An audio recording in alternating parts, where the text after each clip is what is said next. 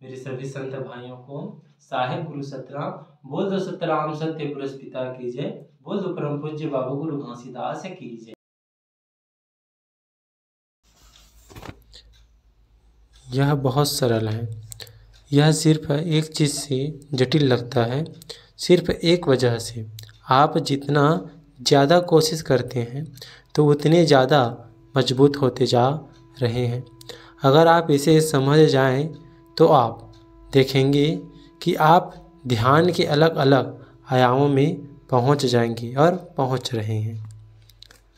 वह एक चीज़ जो आप अपने जीवन में नहीं चाहते, खालीपन, परिवार, बच्चे इत्यादि समस्याएं, सब कुछ। किसी तरह आप यह पक्का करना चाहते हैं कि आपका जीवन खाली ना हो। आप बस इतना ही करने का कोशिश कर रहे हैं। आपको अपने जीवन से इतराज़ नहीं है, बस आप यही नहीं चाहते कि आपका जीवन खाली हो।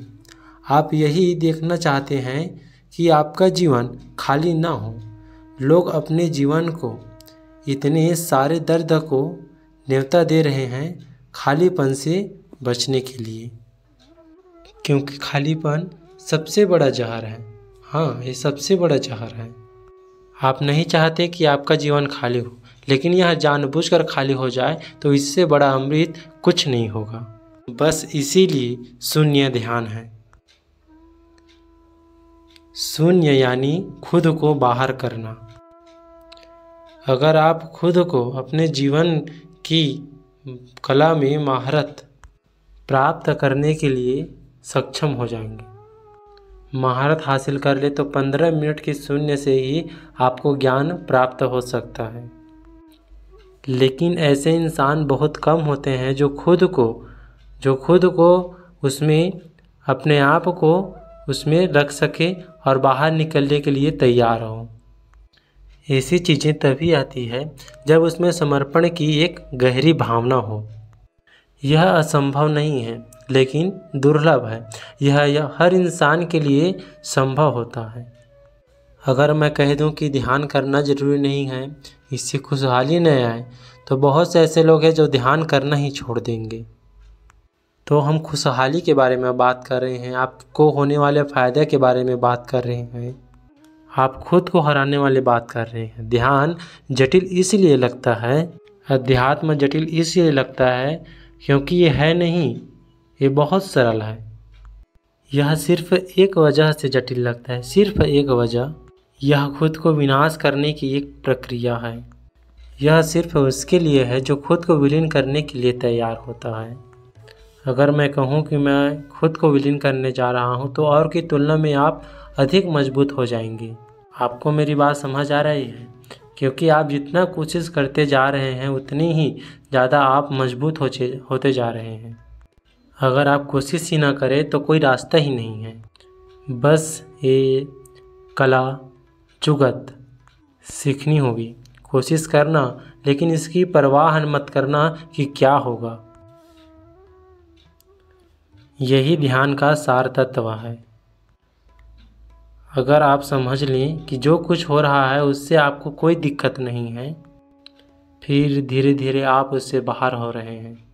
आप कोशिश करने वाली प्रक्रिया से बाहर नहीं हो सकते, लेकिन आप उससे प्राप्त होने वाले फल से बाहर हो सकते हैं। अगर आप इससे दूर कर दें तो आपको होने वाली किसी चीज़ से कोई समस्या नहीं होगा।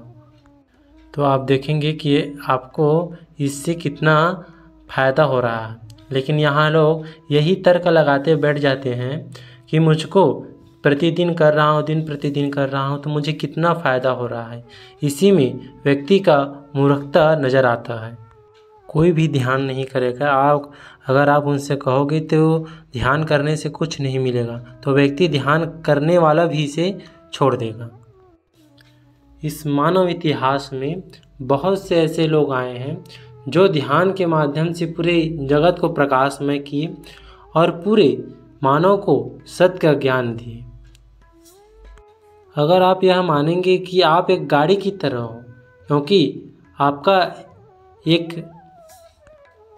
शरीर है और आपका एक मन है, अगर समझें तो एक शानदार शरीर है और आपका एक शानदार मन है, लेकिन आप जिसे एक चिकना कहते हो वह एक कृपा है। किसी के साथ किसी का कृपा होना आवश्यक है। इसीलिए कहते हैं कि बिना गुरु के ज्ञान बिना किसी चीज़ को ना करें।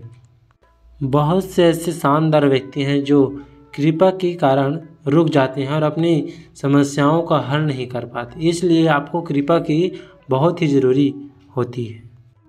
सांभवी मुद्रा एक ऐसी प्रक्रिया है जो एक खिड़की खोलने जैसी है, ताकि हम कृपा को ग्रहण कर सकें।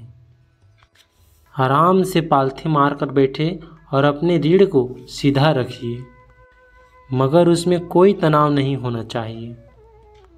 हम योग मुद्रा बनाएंगे। अंगूठे और तर्जनी को लाते हुए उनके बीच वृत्त बनाएं और 3 उंगली को सीधा रखें।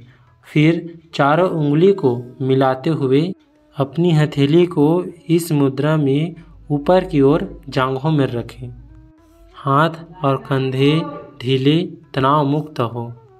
आंखें बंद कर रखें और चेहरा जरा सा उठती हो, चेहरा उठा हुआ हो, क्योंकि जब आप चेहरे को थोड़ा उठा हुआ रखते हो तो आपको अपने भावों के बीच एक फोकस जैसा नज़र आता है। इस स्वाभाविक कोशिश को ध्यान रखें और ध्यान लगाने की कोशिश न करें। बस आप अपने भावों के बीच इस स्वाभाविक फोकस को बनाए रखें।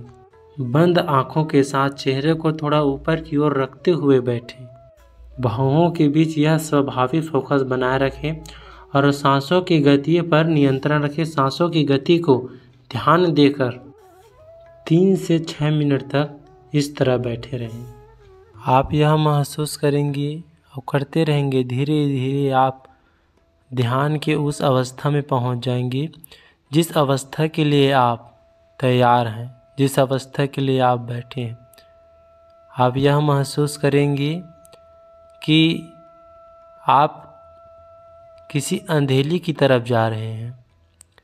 एक रोशनी आपको दिखाई दे रहा है, उस रोशनी की तलाश में आप धीरे धीरे बढ़ रहे हैं, जो आपको आकर्षित कर रहा है। आप धीरे धीरे उस ध्यान की अवस्था में जाएंगे। आपको ध्यान लगाना नहीं है, वह स्वतः आपसे लग जाएगा। बस आपको एक फोकस बनाए रखना है और आप धीरे धीरे देखना आपका ध्यान उस ओर जा रहा है, फोकस बन रहा है आपका।